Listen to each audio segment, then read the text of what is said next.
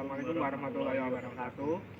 Perkenalkan, saya Raihan Laila Hikam dengan NRP 20402310448 dengan teman saya Alsindo Renanda dengan NRP 2040231019. Kami di sini ingin menjelaskan tentang semikonduktor berbahan dasar karbon.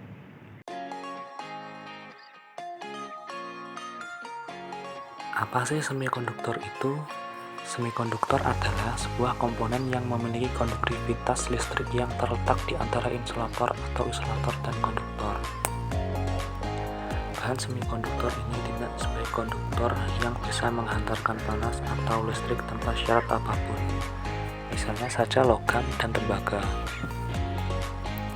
Selain tidak sebagai konduktor, semikonduktor juga tidak seburuk isolator, yang mana tidak bisa menghantarkan panas dan listrik sama sekali. Artinya, bahan semikonduktor ini kemampuannya berada di antara bahan konduktor dan insulator. Berikut contoh bahan semikonduktor. 1. Silikon, 2. Germanium, dan ketiga karbon. Tipe atau jenis semikonduktor. Nah, untuk semikonduktor ini sendiri terbagi menjadi dua tipe, yaitu semikonduktor intrinsik dan ekstrinsik. Berikut untuk semikonduktor ekstrinsik. N tipe semikonduktor. Semikonduktor jenis ini adalah semikonduktor yang membawa muatannya atau charge carrier terdiri dari elektron, yang mana memiliki muatan negatif. Karena itu, semikonduktor ini disebut sebagai N tipe alias tipe negatif. Ada dua pembawa muatan dari N-tipe semikonduktor ini, yaitu elektron sebagai pembawa muatan utama, hole sebagai pembawa muatan minor. P tipe semikonduktor. Berbeda dengan N-tipe, semikonduktor tipe P ini pembawa muatannya atau charge carrier adalah hole, yang mana memiliki muatan positif. Karena kekurangan elektron, maka charge carrier pada tipe semikonduktor jenis ini ada dua, yaitu hole sebagai pembawa muatan utama atau majority carrier, elektron sebagai minority carrier. Alat semikonduktor. Beberapa contoh alat semikonduktor diantaranya dapat kita ketahui sebagai berikut ini. 1. Transistor, 2. Diode, 3. IC, 4. Sel surya, 5. Termistor, dan 6. Mikroprosesor. Fungsi semikonduktor. Fungsi semikonduktor dalam perangkat elektronika cukup penting. Fungsi tersebut adalah sebagai berikut ini. 1. Switching atau saklar, 2. Converting, mengubah tipe sumber dari AC ke DC, DC ke AC, AC ke AC, dan DC ke DC. 3. Controlling, yaitu untuk mengatur tegangan, arus, daya listrik, dan lain sebagainya. Jadi bahan semikonduktor yang akan kami bahas kali ini yaitu karbon. Karbon merupakan salah satu unsur yang sudah diketahui keberadaannya sejak zaman dahulu. Nama karbon berasal dari bahasa Latin cargo yang berarti batu bara. Karbon merupakan unsur kimia yang mempunyai simbol C dan nomor atom 6 pada tabel periodik. Unsur ini termasuk dalam golongan non-logam dan memiliki valensi 4, yang berarti ada 4 elektron yang membentuk ikatan kovalen. Karbon terdiri dari 3 alotropi dan beberapa senyawa karbon. Apa sih alotropi itu? Lalu, apa sih senyawa karbon itu? Alotropi adalah bentuk-bentuk berbeda dari unsur yang sama. Jadi unsur yang dimiliki sama yaitu karbon, namun strukturnya berbeda. Terdapat 3 alotropi dari karbon, yaitu intan, grafit, dan fullerene. Lalu, apa sih senyawa karbon itu? Senyawa karbon adalah senyawa yang komponen utamanya tersusun dari atom karbon C, hidrogen H, oksigen O, nitrogen N, sulfur S, dan unsur organik lainnya. Contoh senyawa karbon sendiri yaitu karbon monoksida yang dilambangkan dengan CO dan karbon dioksida yang dilambangkan dengan CO2.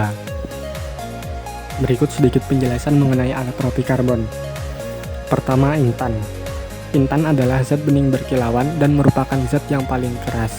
Struktur atom karbon dalam intan berada di pusat suatu tetrahedron dan terikat secara kovalen kepada 4 atom karbon lainnya yang berada di sudut tetrahedron tersebut. Struktur itu terus berlanjut ke semua bagian intan membentuk suatu jaringan 3 dimensi yang kokoh. Intan diperoleh dari grafit melalui pemanasan pada suhu sekitar 3300 derajat Celcius dan tekanan sebesar kurang lebih 125.000 atm. Yang kedua ada grafit. Grafit berasal dari kata Yunani yang disebut grapeni yang berarti tulisan. Dikarenakan grafit pada awalnya digunakan untuk membuat pensil, maka kiasan karbon lidah buaya yang berwarna keabu-abuan dan buram merupakan asal mula namanya. Namun, jika diekstraksi dari tanah, dibutuhkan waktu bertahun-tahun untuk terbentuk. Struktur grafit terbentuk lapisan. Dalam setiap lapisan tersebut, atom karbon terikat secara kovalen kepada 3 atom karbon lainnya. Setiap lapisan adalah satu molekul raksasa. Ikatan antar lapisan lebih lemah daripada ikatan antar atom dalam satu lapisan. Dengan demikian, grafit bersifat licin karena satu lapisan dapat meluncur di atas lapisan lainnya. Grafit adalah alotrop karbon yang digunakan untuk membuat batang moderator di pembangkit listrik tenaga nuklir. Beberapa sifatnya yaitu zat buram berwarna hitam keabu-abuan, lebih ringan dari berlian, halus, dan licin saat disentuh. Penghantar listrik yang baik karena adanya elektron bebas dan penghantar panas yang baik. Yang ketiga ada fullerene. Fullerene adalah molekul yang seluruhnya terbuat dari atom karbon dan memiliki struktur berongga. Karena komposisi kimianya hanya karbon, maka mereka diklasifikasikan sebagai alotrop karbon. Struktur alotropi karbon ini memiliki rumus molekul C60 dan tersusun dari atom-atom karbon yang saling berikatan dalam pola pentagonal dan heksagonal membentuk struktur berongga seperti bola sepak. Selain C60, ditemukan juga struktur lain yang mirip, yaitu C24, C28, C32, C44, C50, C70, dan C180. Selanjutnya ada senyawa karbon. Contoh senyawa karbon sendiri yaitu karbon monoksida dan karbon dioksida. Karbon monoksida berasal dari pembakaran tak sempurna dalam mesin kendaraan bermotor dan industri. Karbon monoksida berfungsi sebagai reduktor pada pengolahan berbagai jenis logam, bahan baku pembuatan metanol, dan merupakan komponen dari berbagai jenis bahan bakar gas, seperti gas air dan gas kokas. Namun karbon monoksida memiliki kekurangan di mana dapat berikatan dengan hemoglobin Hb dalam darah, sehingga menghalangi fungsi utama darah sebagai pengangkut oksigen. Yang kedua, karbon dioksida. Karbon dioksida biasanya berasal dari pernapasan makhluk hidup, pembakaran bahan bakar yang mengandung karbon, dan CO2 komersial yang diperoleh dari pembakaran residu penyulingan minyak bumi. Manfaat karbon dioksida adalah sebagai pendingin, yaitu CO2 padat, membuat minuman ringan, dan pemadam kebakaran. Sekian, terima kasih. Hanya itu saja yang dapat kami sampaikan. Kurang lebihnya mohon maaf. Wassalamualaikum warahmatullahi wabarakatuh.